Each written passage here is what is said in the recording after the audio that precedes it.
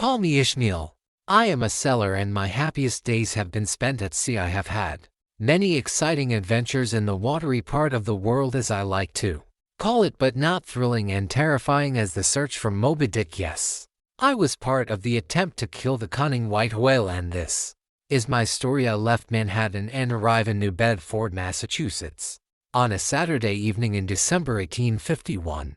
My plan was to catch a ferry from New Bedford to Nantucket, so that I could join the crew of a Nantucket whaling ship. The Nantucket whaling business was a growing industry at that time, with 100 of ships leaving American shores each year to hunt and kill sperm whales for their oil. The oil which was extracted from the whale's fat or blubber was used for lighting oil lamps and making candles, and was considered particularly valuable. I had always been fascinated by the beauty and greatness of whales. They live in wild and distant seas, and I knew that whale hunting would provide me with the opportunity to explore exotic faraway places.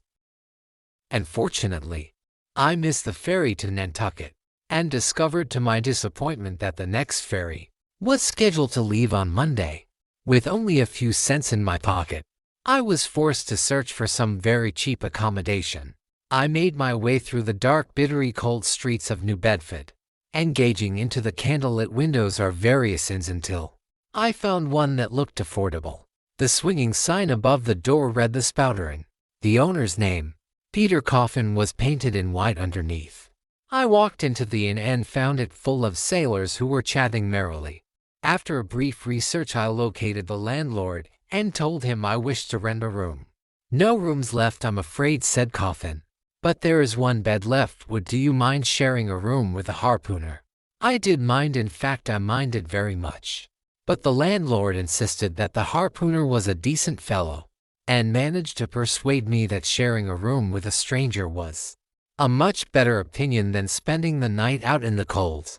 "All right," I said, "I suppose I have no choice." "Good," said Coffin. "Take a seat in the dining room, and I'll bring you some dinner."